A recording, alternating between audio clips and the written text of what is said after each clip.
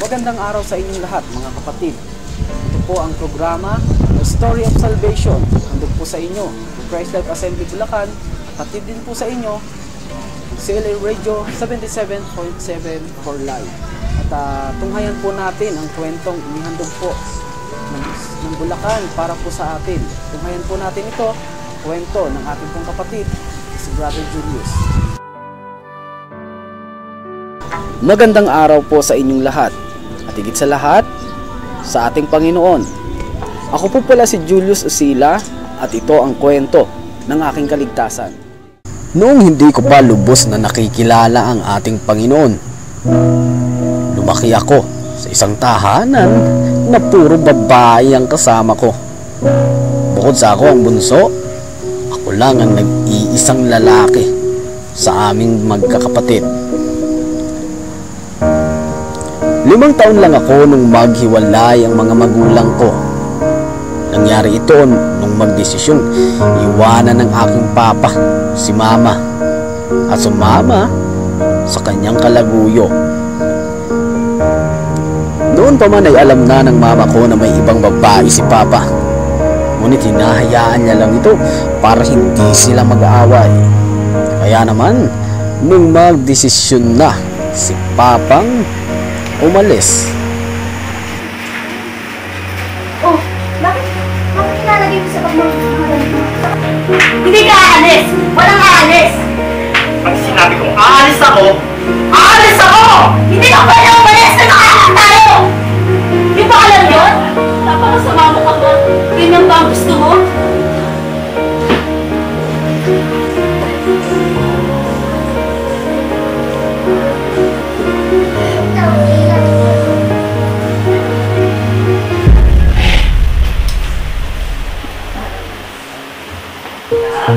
Tara, sama ka sa akin. May bago kang mama doon, mas maganda. Ayaw mo? Ayaw si mama ko.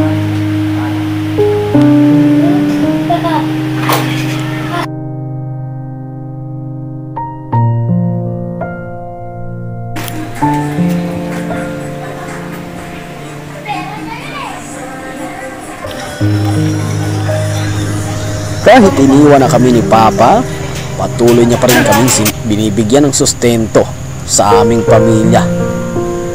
Kaya nung high school na ako, ay lalong lumala ang kasalanang ginagawa ko. Ako kasi ang pumupunta kay Papa para kumuha ng pera.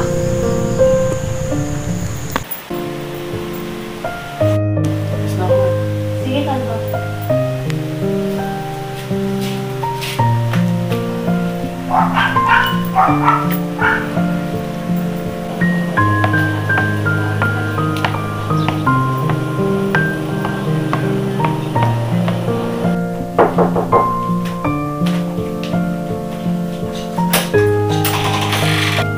Oh, anak! Ba't ang payat mo?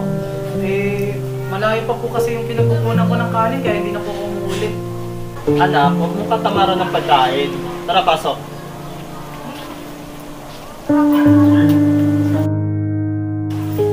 Tay, alas na po. Ha? O ito, anak. Yan yung budget niyo ni mama mo, ha? Sige po, salamat. Sige, pataba ka.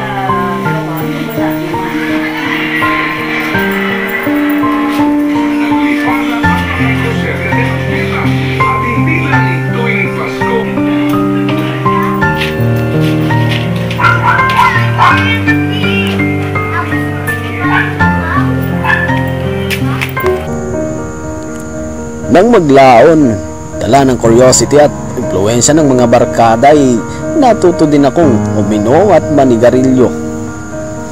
Madalas din akong manood ng mga mahahalay na panoorin na siyang madalas kong gawin. At nagagawa ko na rin sagutin ang pabalang at murahin ng mama ko.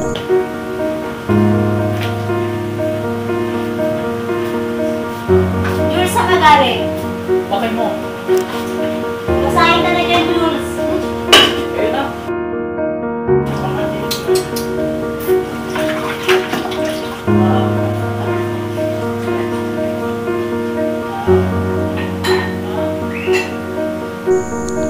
Dala ng hilig sa musika at pagtugtog ng gitara, ay nahilig ako sa tugtuging metal.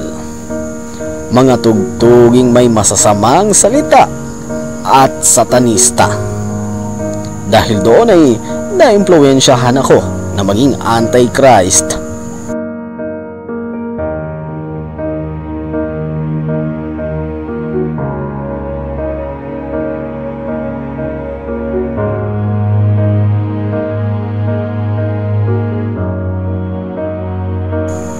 Madalas kong gawing libangan ang pagsusugat ko sa aking mga kamay at ipahid ang dugo ko sa inverted cross na ginuguhit ko.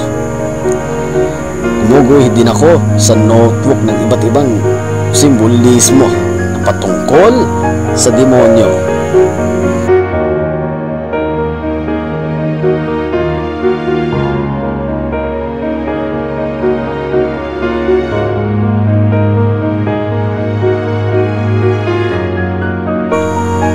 Ngunit gayon pa man ay may takot pa rin ako na mapunta sa impyerno.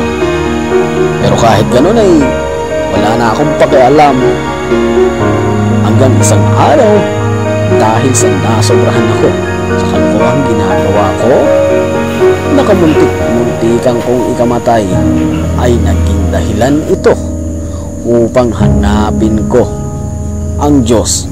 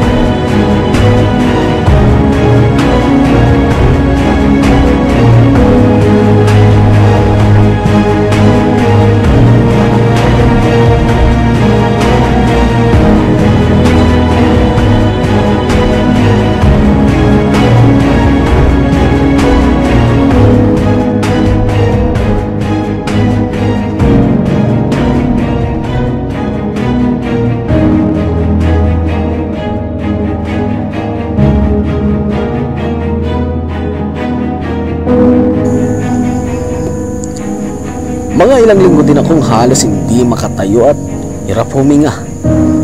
At dahil doon, nagdesisyon akong hanapin ang Diyos. Sinubukan kong bumalik sa Baptist Church, sinisimbahan ko dati. Ang alam ko lang noon, basta umatin ka lang sa kanila, ay mapupunta ka na sa langit. Ngunit hindi ako kumbinsido doon sa kanila. Kaya may mga tanong na nabubuo sa aking isipan. Pagkatapos noon ay may isang kapitbahay naman na biyaya sa akin na sumama sa kanila. Pagkatapos noon ay uwi ako na maraming katanungan na hindi nila nasagot. hanggang isang araw. Basta sa linggo ha. Punta mo na ako dun.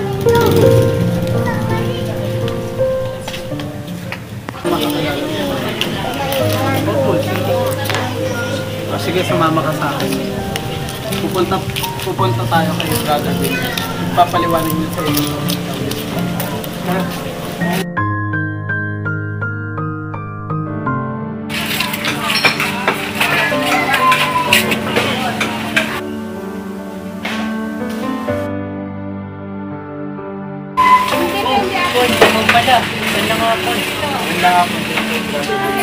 Si...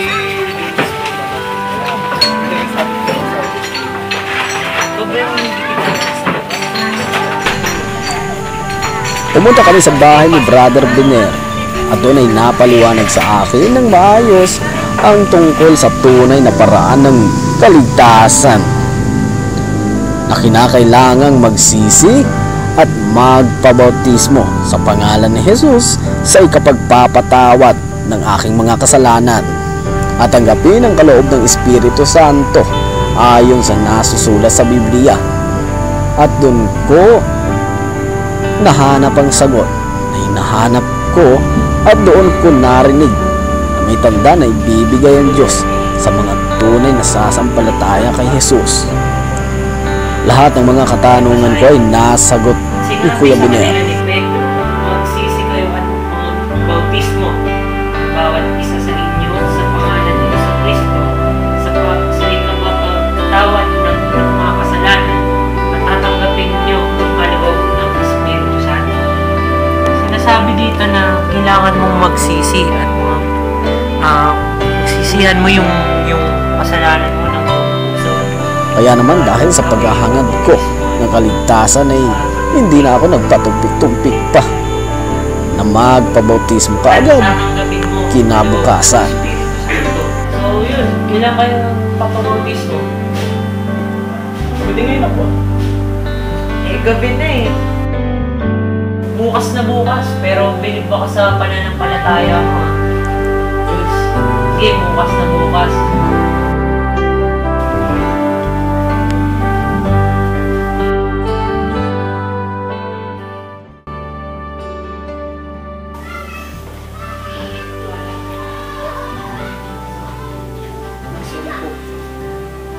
Para sa Diyos.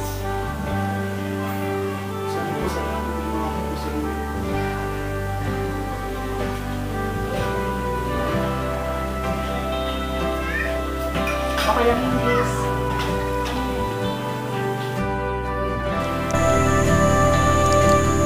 Pagkatapos kong mag-sorry sa mama ko, agad kong kinuha yung mga ginuhit ko patungkol sa demonyo.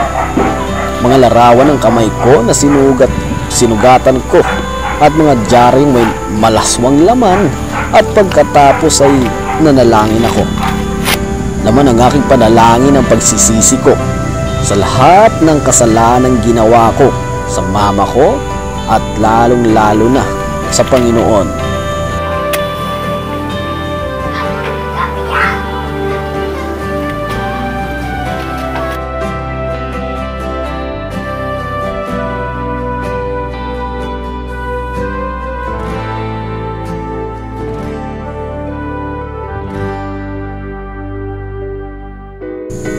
Kaya kinabukasan, March 7, 2012, kasama ni Brother Paul, Brother Biner, Pastor Marlon at ang iba pang mga kapatid, ay nagpabautismo ako sa pangalan ng Panginoong Hesus. Hindi ko pa agad natanggap ang Espiritu Santo. At matapos akong mabautismuhan, kaya naman matyaga akong nanalangin upang ito'y hingin tuwing House Alive at Sunday meeting ay nagpapalay hands ako. At minsan ay bumibisita ako kina Kuya Biner at Brother Paul para magpa-pray para ma-receive ko ang Holy Spirit. Isang dahilan kung bakit hindi ko ma-receive ang Holy Spirit ay dahil sa takot. Baka maaring nagawa ko ang pamumusong sa Espiritu Santo siyang walang kapatawaran. Marahil ay hindi ko matanggap ang Holy Spirit hanggang isang araw, March 28, 2012. Pagkatapos ng house alive ay inilihans ako at natanggap ko ang Espiritu Santo na ipinangako ng Panginoon sa mga sasampalataya sa Kanya. Nalaman ko ito noong magsalita ako sa iba't ibang wika at i-confirm sa akin ni Pastor Malon na nakareceive na ako. Matapos iyon ay gumaan ang pakiramdam ko.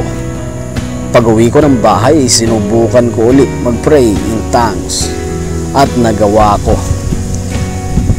Masayang masaya ako dahil sa wakas ay natanggap ko ang Holy Spirit na ipinangako ng Diyos.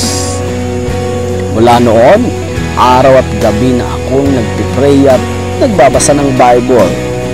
At ang bawat blessing na makita ko ay ililista ko. Naging maayos na ang pakikitungo ko sa mga magulang ko. Inabot ko rin ang mga taong nagawan ko ng pagkakamali. At sa tuwing yayayain ako ng mga kaibigan ko para uminom, ay tumatanggi na ako. Kusa nang nawala sa akin ang pagmumura at lahat ng mga kasalanang ginagawa ko dati sa paggabay sa akin ng Panginoon sa pamamagitan ng Kanyang salita na pinalinaw ng Espiritu Santo na nananahan sa akin. Nagkaroon ako ng pagsasaya sa Panginoon sa mga fellowship at binigyan niya ako ng katawagan sa pagtugtog ng gitara, sa worship na kung saan ay nagsasaya ako sa araw-araw, sa pananalangin at pagbabasa ng Bible. Ngayon ay lubos akong nagpapasalamat sa Panginoong Hesus na sa kabila ng lahat ng mga kasalanang nagawa ko ay Kanya pa rin akong piniling ibigin at ariing Kanya. Sa halip na tuluyan akong tahatulan, pinapasalamatan at pinupuri ko rin ang Panginoon dahil tuluyan niya akong binago mula sa dating ako. Sa dating ako na ninanais niyang maging. Ang dating kaguluhan sa kalooban ko ay pinalitan niya ng kapayapaan. Ang kalungkutan ay pinalitan niya ng kagalakan. Sa galit ay pag-ibig. Sa kalituhan ay Kanyang kasagutan at katotohanan. At sa pag-iisa ay ang Kanyang presensya. Lahat ng ito'y Kanyang ginawa sa akin sa pamamagitan ng Espiritu Santo ipinatahan niya sa kalooban ko. Dumaan man ako sa panghihina, sa pananampalataya, ay hindi ako pinababayaan ng Diyos. Hindi binibigyan ako ng panibagong kalakasan sa tuwing tumatawag at naghihintay ako sa Kanya. Sa ngayon, ako'y nagsasaya sa Panginoon kasama ng mga kapatid ko sa Kanya. Hanggang dito na lamang po at maraming salamat.